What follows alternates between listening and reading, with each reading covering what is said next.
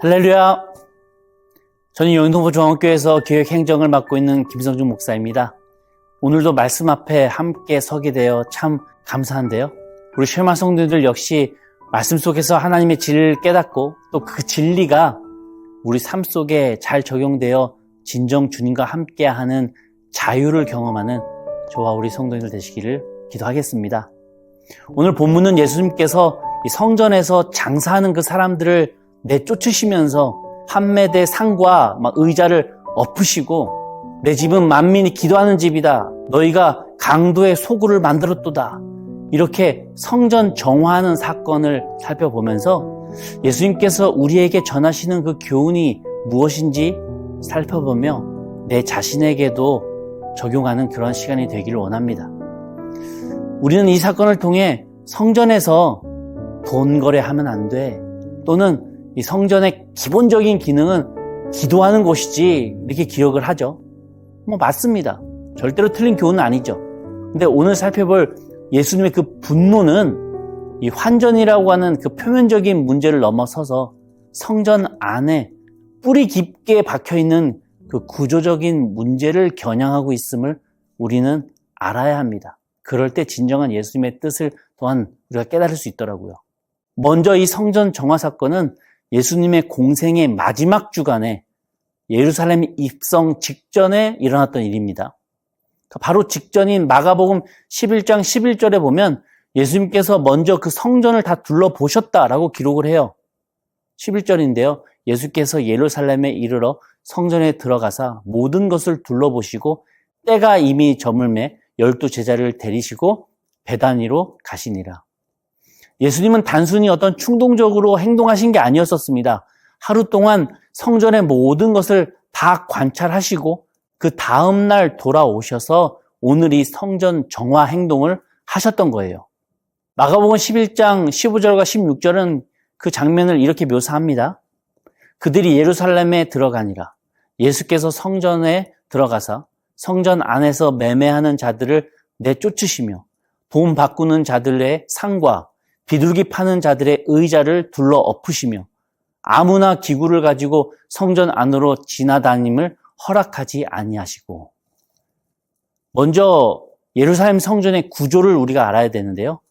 예루살렘 성전은 이 헤롯 대왕이 기원전 20년경에 대대적으로 증축한 웅장한 건축물이었었어요.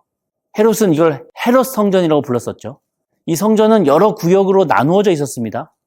지성소가 있었고요. 성소가 있었고 남자의 뜰이 있었고 여자의 뜰이 있었습니다. 그리고 이방인의 뜰이 있었어요. 이렇게 5가지 구역으로 나누어져 있었었는데요. 지성소는 대제사장만 1년에 한 번 속죄일에 들어갈 수 있는 가장 거룩한 곳이었죠. 그리고 성소는 제사장만 들어갈 수 있는 곳이었습니다. 그리고 남자의 뜰은 유대인의 남자들이 예배하는 곳, 여인의 뜰은 유대인 여성들이 예배할 수 있는 곳이었어요. 그리고 마지막으로 이방인의 뜰이 있었는데 유대인이 아닌 다른 민족 사람들이 유일하게 들어와 기도할 수 있는 바깥 뜰이었습니다. 가장 바깥에 있었던 이 이방인의 뜰은 가장 넓은 공간이었지만 동시에 가장 소홀하게 여겨지며 경시되는 공간이었죠. 역사가 요세푸스의 기록에 따르면 이 이방인의 뜰과 그 안쪽 여인의 뜰 사이에는 난간이 있었는데 그곳에는 헬라어와 라틴어로 이렇게 기록되어져 있었다고 합니다. 어떤 이방인이라도 성전을 둘러싼 난간과 울타리 안으로 들어와서는 안 된다. 누구든지 붙잡히면 그 자신의 죽음으로 책임을 져야 한다. 오늘 성전 정화 사건의 무대가요. 바로 이 이방인의 뜰에서 벌어졌어요. 이방인들이 유일하게 가서 하나님께 기도할 수 있는 그곳이었는데 종교 지도자들은 그 귀한 공간을요. 상업적인 공간으로 만들어버립니다. 이방인들의 그 기도와 예배를 물리적으로 차단해버렸어요. 막 시장통인데 거기서 어떻게 기도하겠습니까? 당시 이방인의 뜰에서는 3가지 주요 상업활동이 이루어졌다고 합니다. 첫 번째는 환전업입니다. 성전세를 내기 위해서 로마 화폐가 아니라 성전 화폐로 바꿔야만 했었습니다. 로마 화폐에는 황제의 형상이 새겨져 있기 때문에 우상이라고 간주했었어요. 그래서 환전상들은 그 과정에서 부당한 수수료를 많이 챙겼죠. 두 번째로는 재물 판매가 있었습니다. 율법에 따라서 흠 없는 재물을 제사에 올려드려야만 했었는데 제사장들은 이 멀리에서부터 가져온 재물은 반드시 흠이 있다라고 트집을 잡았고 성전 안에서 파는 재물만 흠없다라고 말하면서 성전 안에서 비싸게 파는 재물을 살 수밖에 없게끔 강요했습니다. 세 번째로 비둘기 판매입니다. 이 가난한 자들은 소나 양은 엄두도 내지 못했었죠. 그나마 비둘기를 제물로 드릴 수 있었었는데 상인들은 이마저도 폭리를 취해서 비싼 가격에 비둘기를 팔았습니다. 환전업이라든지 재물을 판매하는 거라든지 비둘기 판매하는 이 모든 상업행위 뒤에는 성전 운영을 통해 이익을 얻던 종교 지도자들의 탐욕이 자리 잡고 있었습니다. 요한복음 2장 16절에서는 예수님께서 이 비둘기 파는 사람들에게 이렇게 말씀하셨었어요. 비둘기 파는 사람에게 이르시되 이것을 여기서 가져가라. 내 아버지 집으로 장사하는 집을 만들지 말라. 제사장들은 부자에게만 관심을 가지며 가난한 자들은 그저 지나가는 사람 정도로 생각을 했고 그들의 마지막 재물을 드릴 수 있는 그 희망마저도 이 착취의 도구로 보고 있었던 것입니다. 예수님께서 말씀하셨던 내 집은 만민이 기도하는 집이다 라는 이 말씀은 이사야서 56장 7절의 말씀을 인용하셨던 거였습니다. 이 이사야서 56장 7절 내용을 보시면요. 하나님의 본래 의도는 성전이 이스라엘만의 전유물이 아니라 모든 민족이 하나님께 나아올 수 있는 보편적인 구원의 통로가 되기를 원하셨다는 것을 우리는 알 수 있어요. 심지어 율법적으로 배제되었었던 이방인들마저도 포함되는 놀라운 포용성을 말씀하고 있는 구절이 이사야서 56장 7절의 내용입니다. 또 예수님은 너희는 강도의 소굴을 만들었다라고 말씀하셨는데 이거 역시도 예레미야서 7장 11절의 내용을 인용하신 겁니다. 이 예레미야 7장의 전체적인 문맥은요. 우상 숭배하면서 타락한 그 이스라엘 백성들을 향한 하나님의 강력한 심판의 말씀이거든요. 그러면서 그때 강도의 소굴이라고 말씀을 하십니다. 이 강도의 소굴이란 강도들이 약탈한 이후에 숨어있는 은신처를 의미합니다. 종교 지도자들이 가난한 자들을 착취하고 이방인들을 배제하면서 하나님의 이름을 이용해서 부당한 이익을 취한 이후에 성전이라고 하는 그 종교적 방패 뒤에 숨어 있었다고 하는 것이죠. 그들은 우리는 성전에 있고 성의를 입고 있으니 안전하다라고 생각했지만 예수님은 그것이 바로 강도의 소굴이다라고 선포하고 계시는 겁니다. 성전이라고 하는 건물이 중요한 것이 아니다라고 정확하게 말씀하고 계시는 것이죠. 예수님께서는 성전을 만드신 하나님의 본래 의도를 다 왜곡시켜서 만민을 배제하고 차별적으로 사람을 대하는 이 종교 지도자들에게 분노하고 계셨던 것입니다. 예수님은 마태복음 23장에서 이 종교 지도자들을 신랄하게 비판하시죠. 화 있을진저 외식하는 서기관들과 바리새인들이요 너희는 천국 문을 사람들 앞에서 닫고 너희도 들어가지 않고 들어가려 하는 자도 들어가지 못하게 하는구나.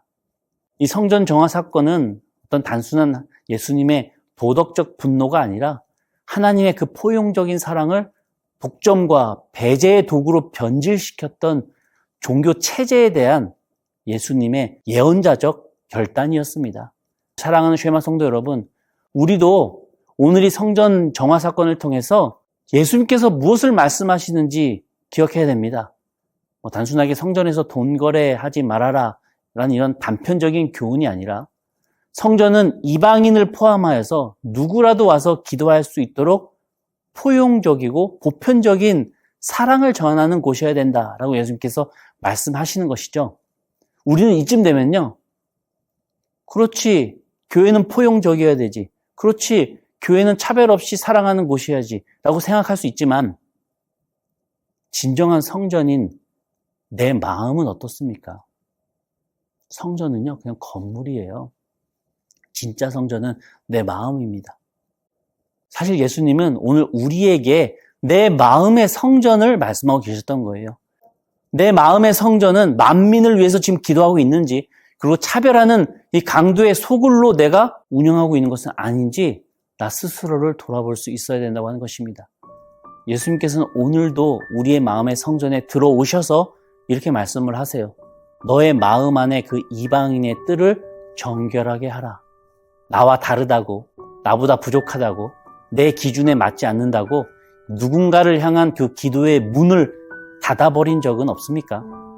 만민을 위해 기도하는 집이라고 하는 가장 큰 의미는 내가, 어디 저 다른 사람들이 아니라 내가 누군가를 위해 차별 없이 기도해야 된다라는 그 사랑을 말씀하고 계셨던 것입니다.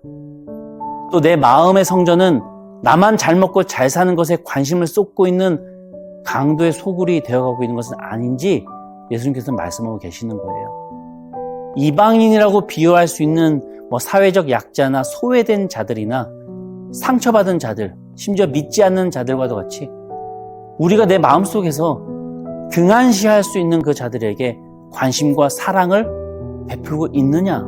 예수님은 우리를 통해서 하나님의 사랑을 그들이 경험하기를, 그들에게 복음의 통로가 열리기를 바라고 계셨다고 하는 것이죠.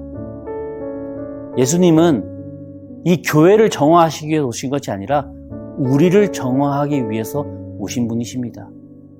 나의 마음속 그 기도의 자리를 다시 세우시기 위해서 오늘도 예수님께서는 우리 마음에서 말씀하고 계세요. 내 집은 만민이 기도하는 집이라 너의 마음의 성전을 다시 기도로 채우라. 우리의 마음이, 우리의 이 성전이 예수님 머무시기에 합당한 거룩한 집 되기를 간절히 소망합니다. 한 주간도 예수님께서 우리에게 말씀하신 이 내용을 기억하며 주님 앞에서 거룩한 성전으로 살아가시는 저와 우리 쉐마 성도들 다 되시기를 주님의 이름으로 간절히 축원합니다.